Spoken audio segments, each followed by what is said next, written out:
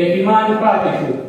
زه چې ماشوم نازولی وم، د چا بچی وم چاته ښکلي وم، د چا بچی وم چاته ګران وم، زه د چا د جوړ ولګرا ارمان وم، زه تل به یې عزت ارادې کولې، پلار به مې ما سره وعدې کولې، ته به د کور کلي رهبر جوړېږي، پلار مې ویل ته به افسر جوړېږي.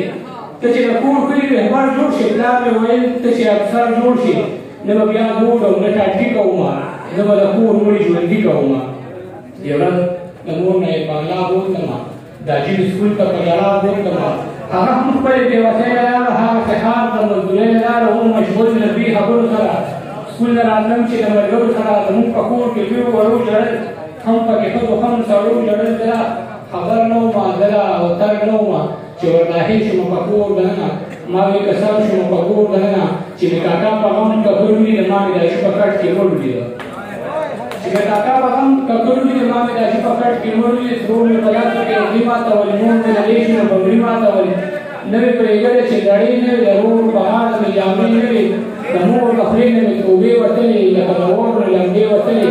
اور مې لا پوهه په دې سمال نه وه، زه په وړه وه هلکان نه وه، د اور لمبو کې مې ګونې راخلل، ما مې د چا په مخ لاسونه راخلل، ما ورته ویل زما